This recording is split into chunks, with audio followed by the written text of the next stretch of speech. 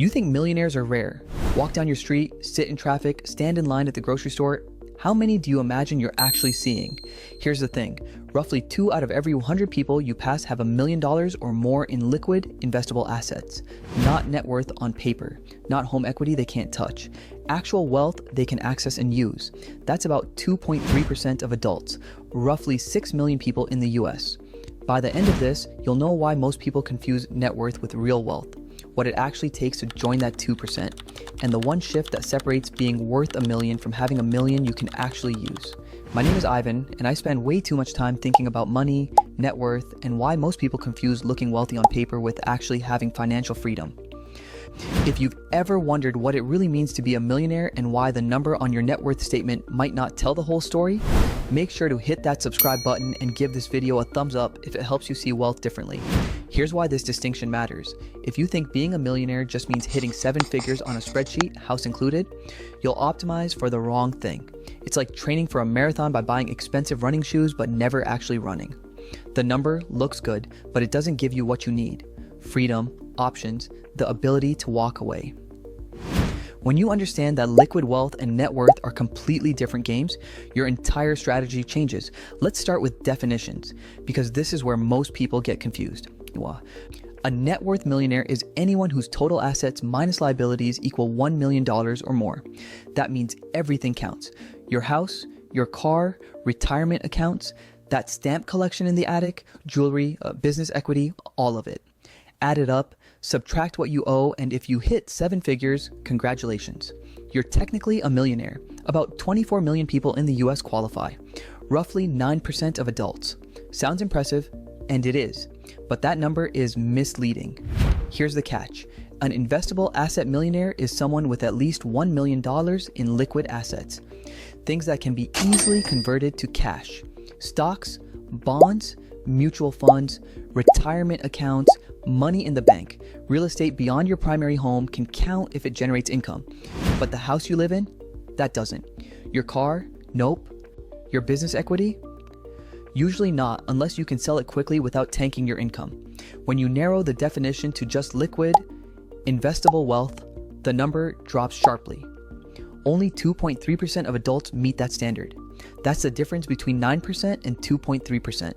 Most millionaires are only hitting that number because of home equity, not because they have $1 million sitting in portfolios or generating passive income. Let me make this concrete. Imagine a couple in their 60s. They own a $750,000 home outright, no mortgage, paid off over 30 years. They've also got $250,000 in savings and retirement accounts. On paper, they're worth $1 million. But are they financially independent? No. They're still dependent on income to cover bills, healthcare, property taxes, maintenance. They can't retire. They can't walk away. Their wealth is locked in the walls of their house. Now flip it. Someone renting an apartment with no property ownership, but $900,000 in index funds and $100,000 in cash. That person could quit their job tomorrow and never work again. Technically, both are millionaires, but only one has financial freedom.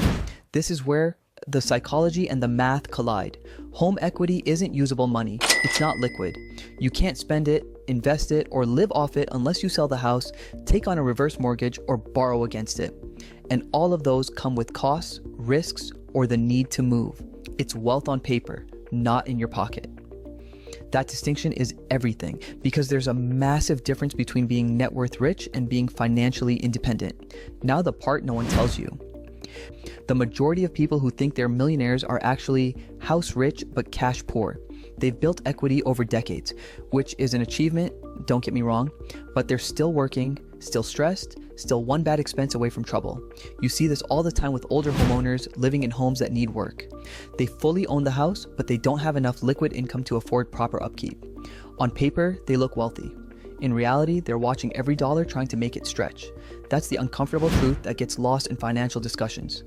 We love throwing around net worth as a measuring stick, but it doesn't tell the full story. Here's where most people mess up. They treat their home like an investment account. It's not.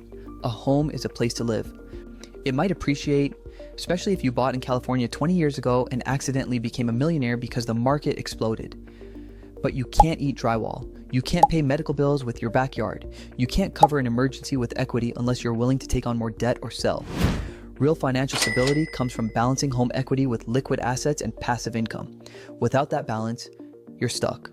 Let's shift gears and talk about what it actually takes to become a liquid millionaire. The path is boring and it works. Save 15 to 20% of gross income, invest it in broad index funds, avoid lifestyle inflation, and give it time. At a 7% real return after inflation, someone earning 80Ks and saving 12K a year hits $1 million in liquid assets in about 24 years. At 100K, saving 18K, about 21 years. The math is simple. The execution is where people fail because they confuse building net worth with building liquid wealth. Quick sanity check.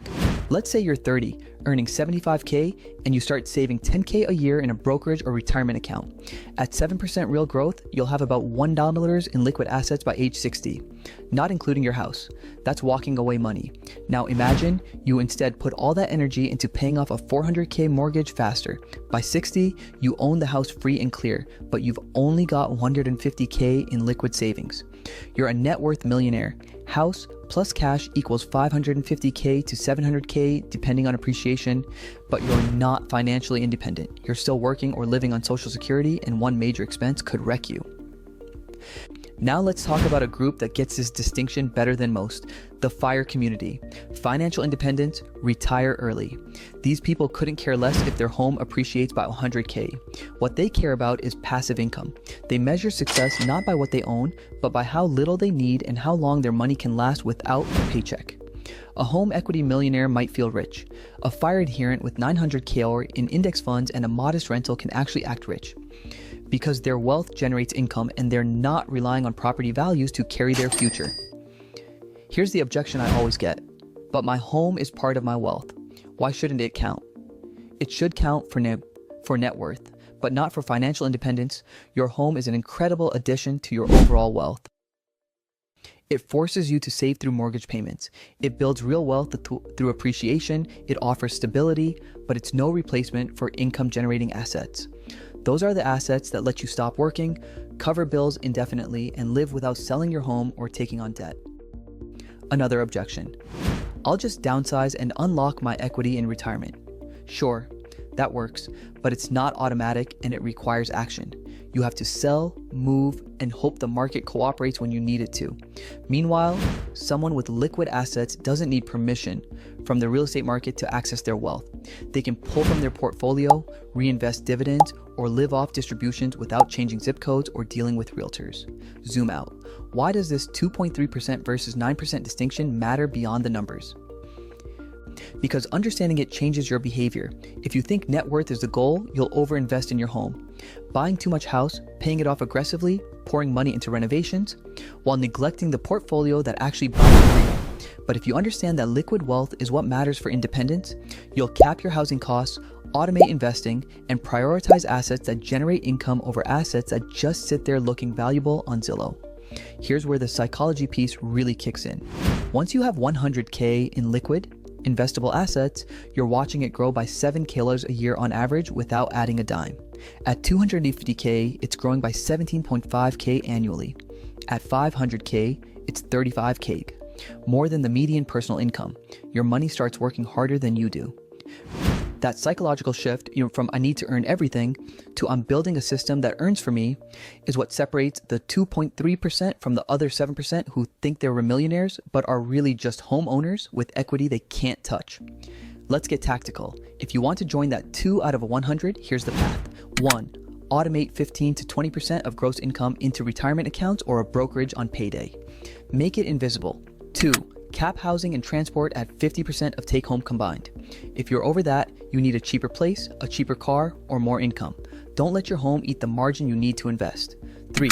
Pay credit cards in full every month. Interest kills liquid wealth faster than almost anything. 4. Invest in broad index fund, total market, or S&P 500. No stock picking, no crypto gambling, no timing. 5. Maintain 3 to 6 months of expenses in cash as a buffer so you never have to sell investments in a downturn. And 6, the one most people skip, increase your liquid savings rate with every raise. If you get a 4% raise, bank 2% into investments and spend 2%. Your lifestyle still improves, but your liquid wealth accelerates. Over a career, that habit alone can be the difference between 400K in investable assets and 1.2 meters. Here's the identity close. Becoming a liquid millionaire isn't about changing who you are. It's about becoming the kind of person who prioritizes assets that generate freedom over assets that just look good on paper. The couple with the paid off $750K house and $250K in savings made choices. The renter with $1 million in index funds made different choices. Neither is wrong, but only one has the option to stop working. The 2.3% aren't special. They just understood the difference between net worth and liquid wealth early enough to optimize for the right goal. Your next step, decide which millionaire you want to be. If your answer is the kind who can actually walk away, then pick one number. Either the percentage you'll automate into liquid investments starting next paycheck, or the dollar amount you'll move into an index fund this month, or the housing cost cap you'll commit to when you move next. Write it down. Do it. You're not trying to hit 7 figures on a spreadsheet overnight. You're trying to become the person who will have $1 million in liquid, usable wealth in 15 to 25 years, because that person exists and they start today.